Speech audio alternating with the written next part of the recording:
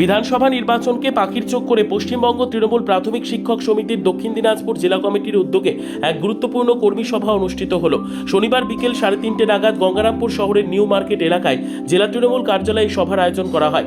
সভায় উপস্থিত ছিলেন গঙ্গারামপুর পুরসভার চেয়ারম্যান প্রশান্ত মিত্র, জেলা পরিষদের মেন্টর তথা গঙ্গারামপুর ব্লক তৃণমূল কংগ্রেস সভাপতি শঙ্কর সরকার এবং পশ্চিমবঙ্গ তৃণমূল প্রাথমিক শিক্ষক সমিতির জেলা সভাপতি রাজনারায়ণ গোস্বামী সহ অন্যান্য নেতৃত্ব।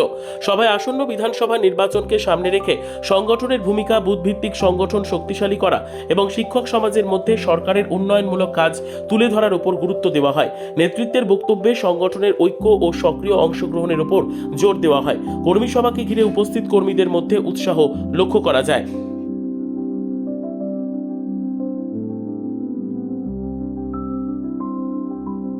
আজকে এখানে আমাদের যে প্রাইমারি শিক্ষক সংগঠন, সেই শিক্ষক সংগঠনকে নিয়ে আমাদের গঙ্গারামপুরে যে 3টা সার্কেল আছে, সেই 3টা সার্কেলকে নিয়ে আজকে এখানে একটা সভা করা হলো।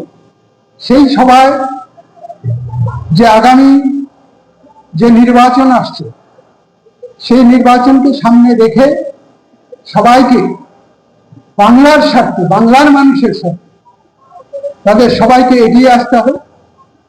কারণ এই মানুষগুলোই কিন্তু আমাদের আগামী দিনের সমাজ যে তৈরি হবে, সেই সমাজের কারিগর কিন্তু। তো সেই কারণে সেই মানুষগুলোকে বলা হলো যে মানুষটা বাংলার মানুষের জন্য 11 সাল থেকে সমস্ত শিক্ষক সংগঠন এগিয়ে এসছে, শিক্ষকরা এগিয়ে এসছে। তারা আজকে প্রচুর শিক্ষক, আজকে 3টে সার্কেলকে নিয়ে আজকে প্রায় 400-র উপরে শিক্ষক এখানে উপস্থিত হয়েছে। আপনারা সকলেই দেখতে পাচ্ছেন। অবশ্যই দেখুন, শিক্ষকরা আমাদের শিক্ষা সেলের সংগঠন করছে, তো অটোমেটিক তারা তো জেনে শুনেই করছে। তারা মমতা ব্যানার্জি, অভিষেক ব্যানার্জিকে সামনে রেখে কিন্তু তারা দলটা করছে। তো সেখানে হচ্ছে দলের হয়ে তারা নামতে তো কোনো অসুবিধার ব্যাপার নেই।